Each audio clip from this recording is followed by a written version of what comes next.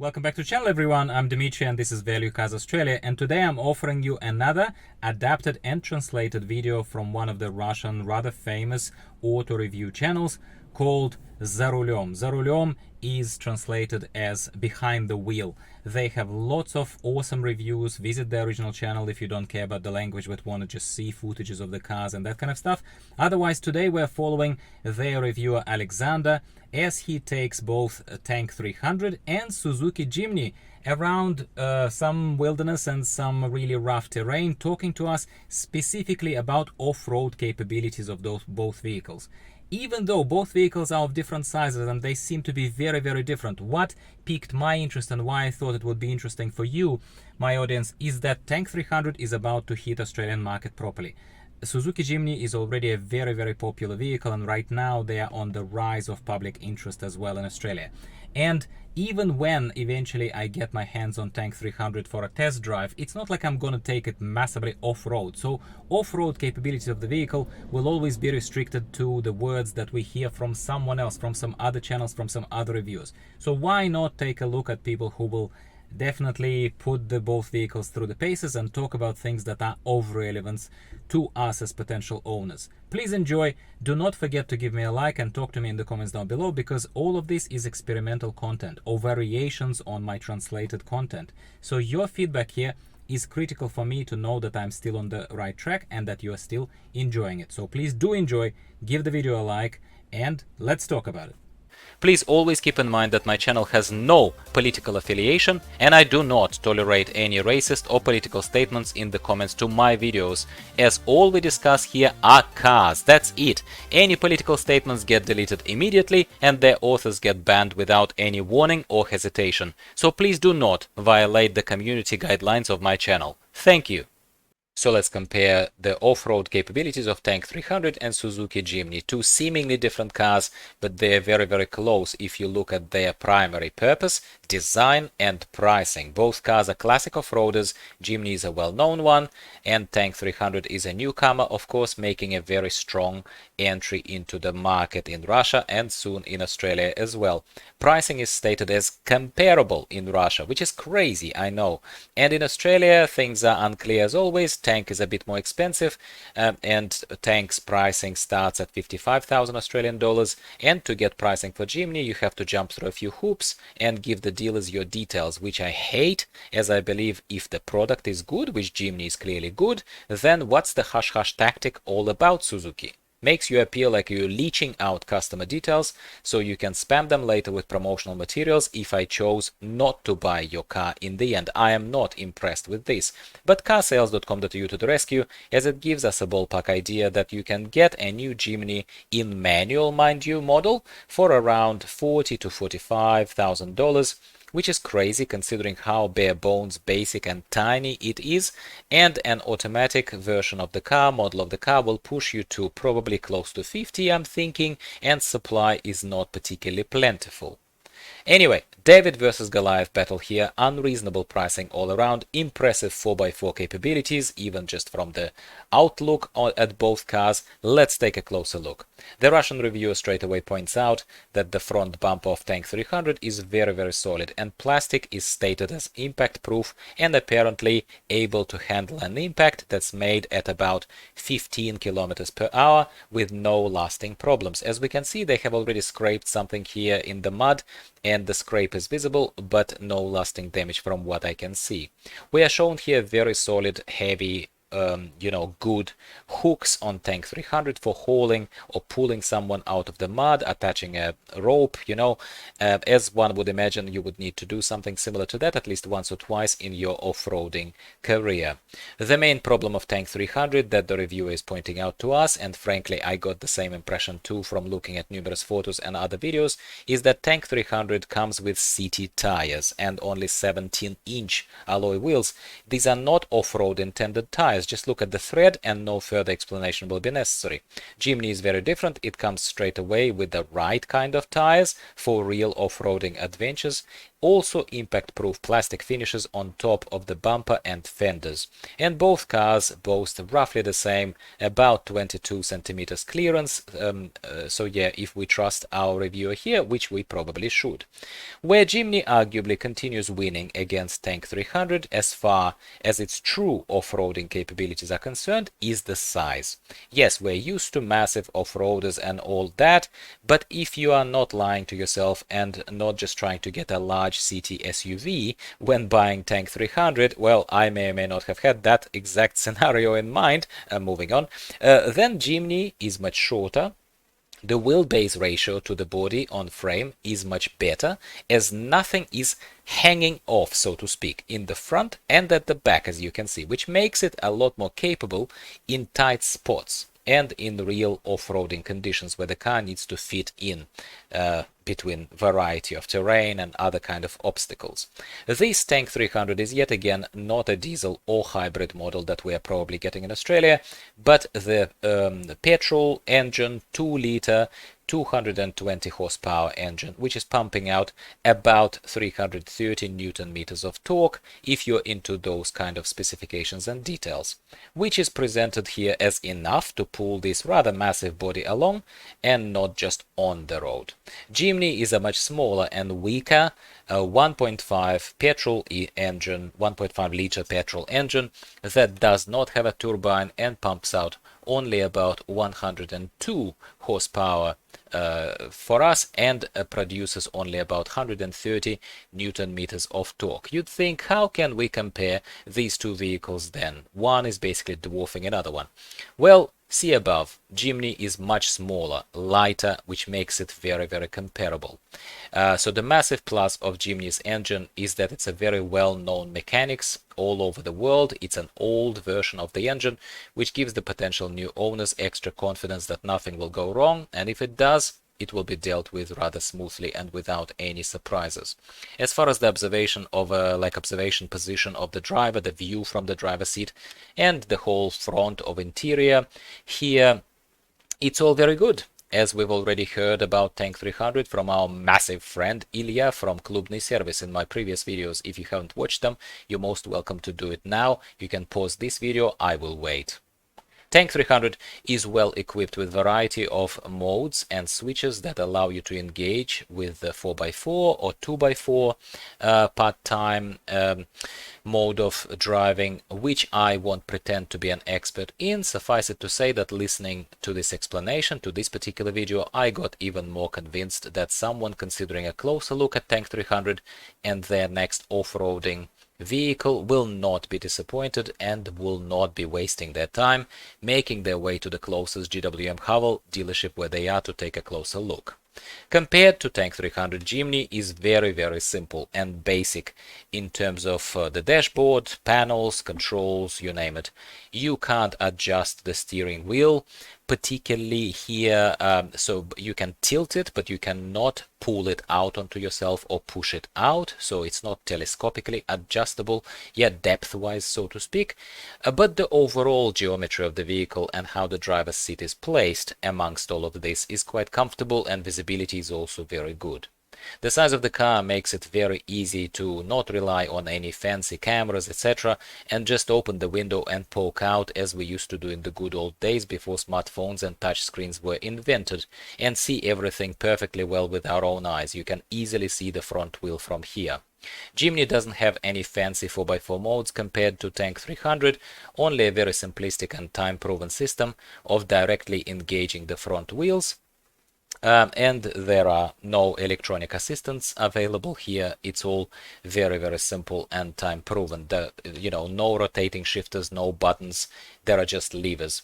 The opinion expressed here is that Jimny arguably doesn't need any of that extra fanciness of off-road capabilities and 4x4 control that Tank 300 and other present-day off-roaders have, as it's almost perfect in the ratio of small size, short wheelbase, and general geometry that would compensate for any of those missing electronic smarts any day of the week if you are in the middle of the bush or some random mud pit.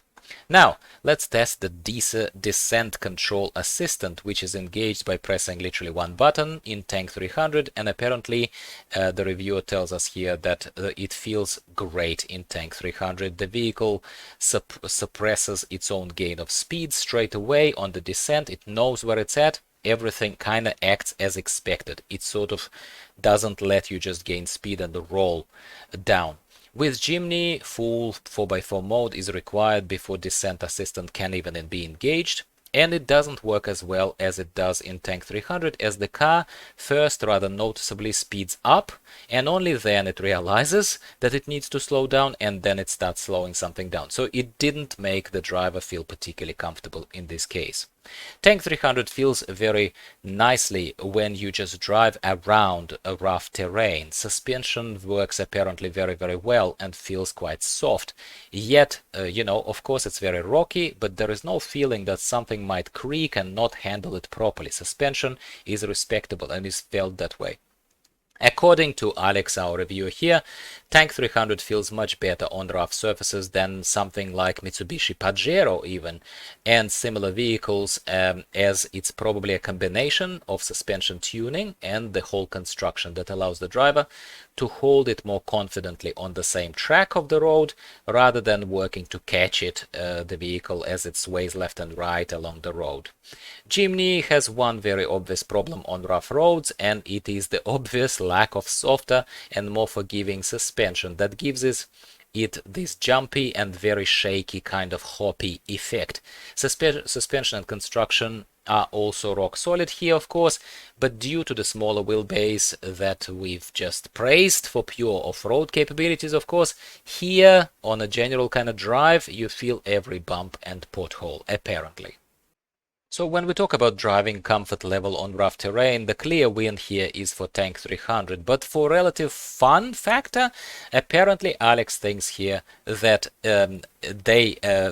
he actually enjoys, and the whole crew enjoyed Jimny a lot more, as it feels like a baby goat, he refers to it, as it makes the driver smile a lot as it hops from one bump to another. I liked this analogy used in this video as well by Alex, where he says that Jimny feels like a quad bike with a roof when you are driving around the rough terrain, which I think almost transcends the feeling that the driver must be experiencing as they are talking to us about it. I personally practically feel, sitting here right now, what Jimny would feel like. What about you? Drop a comment below and talk to me about it. Don't be shy.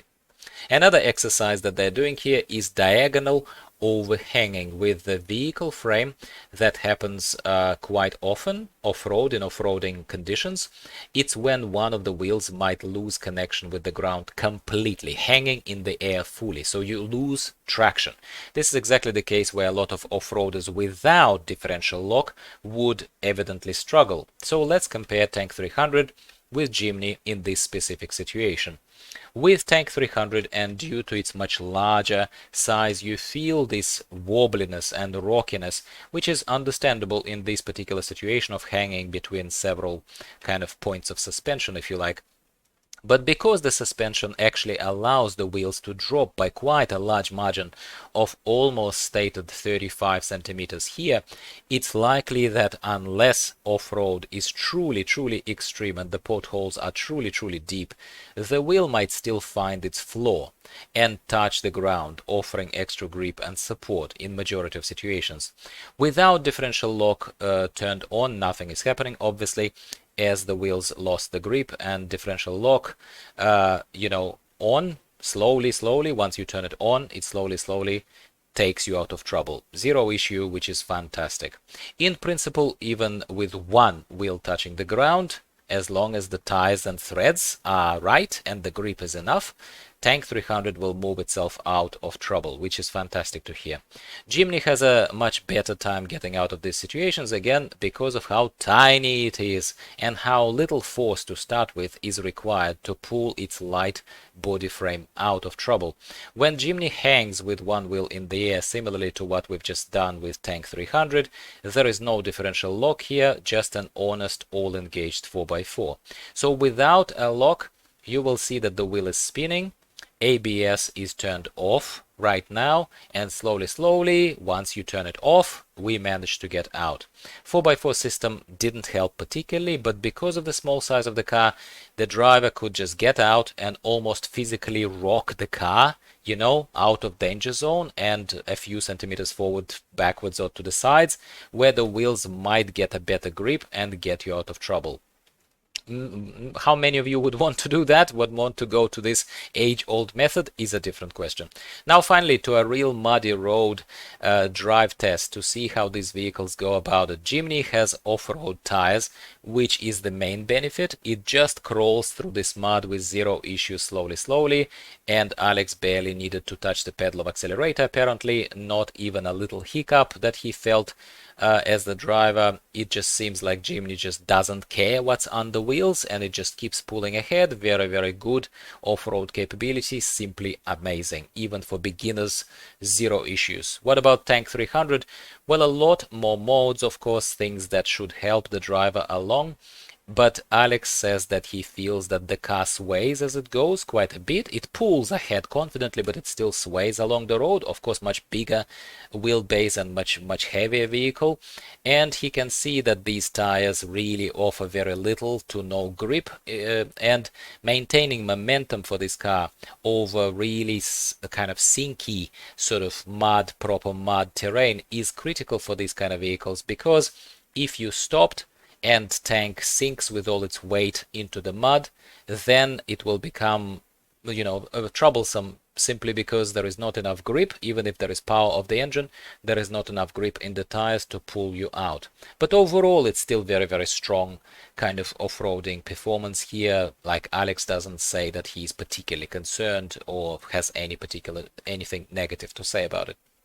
Now they're demonstrating what can be loosely translated as a power turn, or something that I don't know how to better translate into English, but it's a special mode basically where one of the rear wheels can get blocked and the car can turn in the mud, massively reducing its turning circle, practically almost in one place, limiting its turning circle, almost like a real tank would do on threads.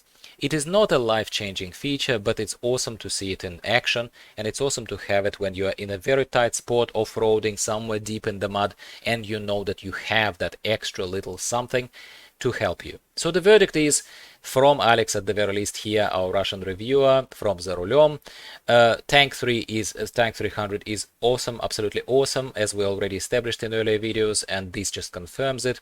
And other than amazing off-road capabilities, it is more of a universally useful vehicle that's more comfortable on road, has evidently a lot more storage space for the family travel, and all the other obvious things we probably don't need to point out. Just quality of life is simply there for Tank 300, but it's also a little bit more expensive. While Jimny looks like a very fun off-roader, probably among the best, if not the best. It's very hard to say if it's the best, but it's among the best. But everyday uses would be very limited for this car. It's tiny, it has virtually no interior space compared to Tank 300 anyway, and very little creature's comforts. While the price is still quite high and almost climbing dangerously close to Tank 300, at least on the territory of Russia, but it looks like Australia is not far behind, which is kinda crazy when you think about it. So time to debrief, my friends. What did you think about the whole review? Do you agree with Alexander? Do you agree with his summary? For me personally, I think Suzuki Jimny is for people who have the money and who have a real legit reason to go off-road and have fun that way. Suzuki Jimny is less usable in the urban environment as far as I'm concerned. The only real benefit to having a Suzuki Jimny versus something like Tank 300 is if you are struggling to find a parking spot or something. It's definitely a much smaller, much easier to navigate in day-to-day traffic car for Sydney, for something busy in Australia. And for off-road, it seems amazing, but it's not like one is vastly better than the other. They're just very comparable. They're very comparable cars, but one is more for everyday use, that's Tank 300, and another one is more for funsies and true enthusiasts, that's Jimny. That's my conclusion on this. I haven't changed my opinion that I still want Tank 300 very much so, and But I am looking forward to hearing what you have to say. What are your impressions from watching this? Did you enjoy this? Did you not enjoy this? If you didn't, please be factual about what would you like me to improve, because that is always easier to act upon if the feedback is constructive. And not just the positive feedback is welcome, any feedback is welcome as long as it's respectful. Please keep the politics out of it, as you've seen in the disclaimers many times. Thank you very much for watching. I'll be speaking with you again next time about something else, onshore or offshore translated, car reviews related, very soon next week. Bye for now.